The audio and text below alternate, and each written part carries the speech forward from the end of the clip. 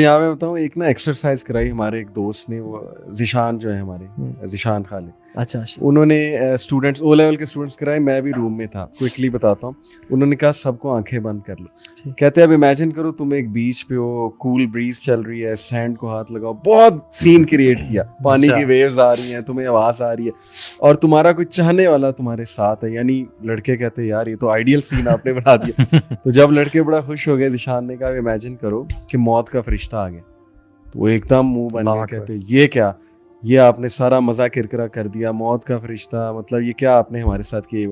तो कहता क्यों, क्या मतलब है कि मौत का फरिश्ता आ गया तो डिप्रेशन है?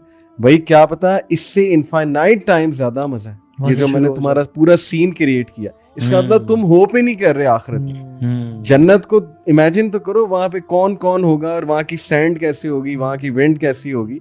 तो ये तो कहते हैं अभी तो पार्टी शुरू हुई है, अभी तो पार्टी शुरू हुई। हज़रत अली बिन अबी तालिब को जब लोगों ने ना कुफार आए और अहज़ाब आए और डराया कि हम तुम्हें खा भी जाएंगे और मुसलमानों को खत्म कर जाएंगे, उन्होंने कहा तुम्हें मौत से डराते हो? मौत तो हमारा एक्सटेसी है, पिनिकल है, ये तो हमारी मुलाकात है रब की, मतलब दुआ में मांगा करते थे यार। एग्जैक्टली, मौत तो हमारे रब से मुलाकात का नाम है, अपॉइंटमेंट है मौत कि रब को देखेंगे। अच्छा मैं आपको एक बात बताऊं, एक हमारे जानने वाले हैं, सीईओ है माशाल्लाह, एक मल्टीनेशनल के, वो कह रहे थे कि मैंने ये जो पढ़ी लिखी यूथ है ना, इसमें एंग्जाइटी इतनी देखी है, नींदें नहीं आती है मौत के डर से।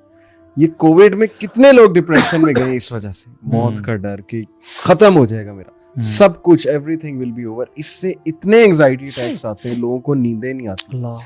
और फिर अल्टीमेटली हमें ना शैतान का भी बहुत रोल डिस्कस करना चाहिए। गोरे शैतान उनके लिए एग्जिस्ट नहीं करता, ना सोल एग्जिस्ट करती है। असल में शैतान का बहुत रोल होता है, बहुत ज्यादा रोल होता है। इट ऑल स्टार्ट्स फ्रॉम एक स्मॉल थिंग, उसके बाद आप ओवर थिंकिंग करते हैं, आप सर पे सवार कर लेते। शैतान को ना हर बंदे की वीकनेस पता है। अब मेरे पास काउंसलिंग केसेस आते हैं, आप लोगों के पास भी आते हैं, यार क्लियरली आइडेंटिफाई हो रहा होता है कि शैतान को पता लग गया इसको मैंने पकड़ना कहाँ से। यानी अगर तो ये ओवर थिंकिंग बहुत करता है, मैंने वहां से पकड़ना है। अगर तो इसको ब्रांड्स का बहुत शौक है, मैंने वहां से पकड़ना है कि ब्रांड्स तेरे पास आ नहीं रहे, तो किन हालात का शिकार हो गया वगैरह वगैरह। जिसको जो है वो किसी रिलेशनशिप से मसला है, वहां से उसको पकड़ना है, ओवर सेंसिटिव करना है। Why are we not able to identify the difference between waswasas and the difference between real mental health issue? हर वसवसे को डिस्कस करना, उसको बढ़ा चढ़ा के बयान करना, जैसे नाइटमेयर के बारे में आता है ना कि मत डिस्कस करो, झटक दो। कुछ चीजें झटक नहीं होती, हमारे लोग हर वसवसा डिस्कस करते हैं।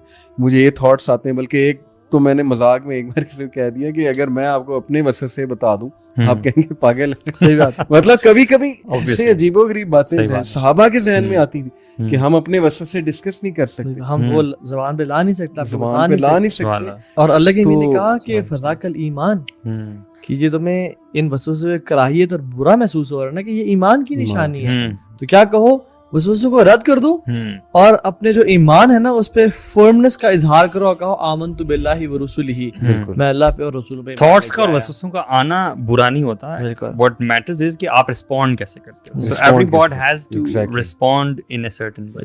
इट्स ऑल अबाउट मैनेजमेंट, आप मैनेज कैसे करते हैं चीजों को। लेकिन हैविंग सेड इट, ये हमें एक्सेप्ट करना चाहिए, हमारा मुआशरा बहुत रिग्रेसिव सोसाइटी है।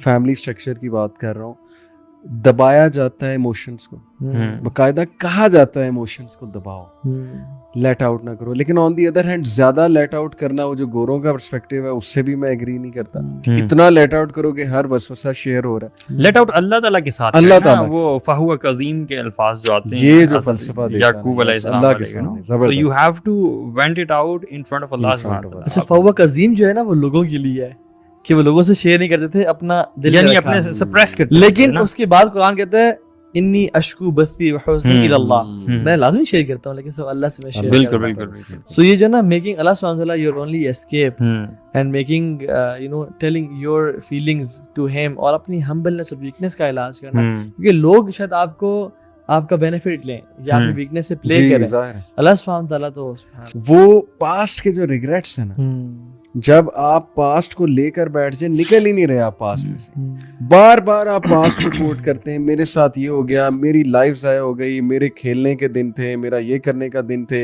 माँ बाप ने जिम्मेदारियां लगा दी, ये कर दिया वो कर दिया। तो ये एक ऐसा एटीट्यूड है जो शैतान को बहुत पसंद है और यहीं से वो पकड़ता है कि ठीक है जी मुझे इसकी कमजोरी पता लग गई कि पास्ट के अब रिग्रेट्स इसे बताई जाओ ताकि ना ये टुडे में रहे ना ये फ्यूचर का सोचे।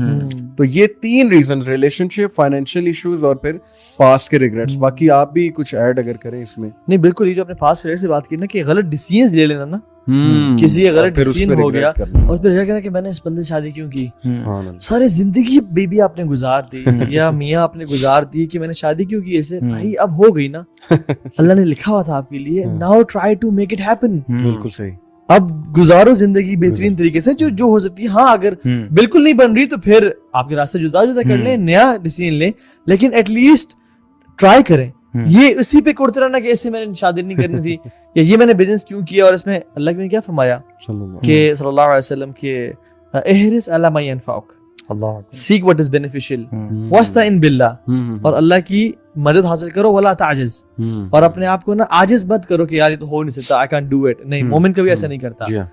और अगर कोई चीज हो जाए तुम्हारी तकदीर में लिखी हुई थी तो ये ना कहो कि इफ ना यूज करो, जो इफ का वर्ड है ना, काश ये मैं ना करता, अगर मैं ऐसा कर लेता तो वैसा हो जाता, अगर मैं उस समय डिसीजन माँ बाप को शेयर कर दी थी तो ऐसा हो जाता।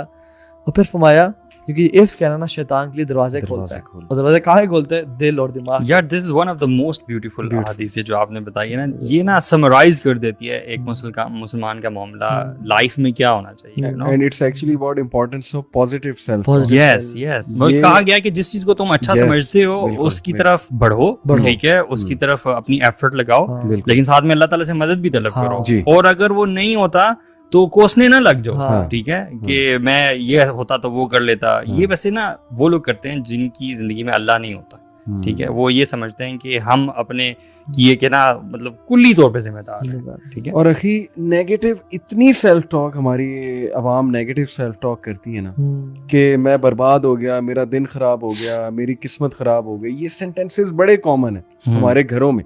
आज का दिन बहुत बुरा हुआ, ये हो गया, वो हो गया।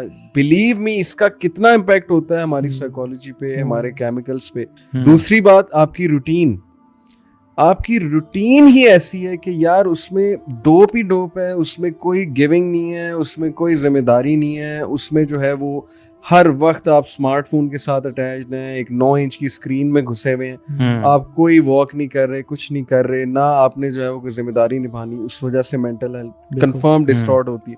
तीसरी चीज, हैप्पीनेस का फॉल्स कॉन्सेप्ट, लोगों से बहुत एक्सपेक्टेशन लगाना, कंफर्ट जोन से ना निकलना कि मेरी हैप्पीनेस डिस्टर्ब हो जाएगी। ये भी बड़ा मसला है। यूथ क्यों कंफर्ट जोन से नहीं निकलती कि मेरी हैप्पीनेस डिस्टर्ब होगी।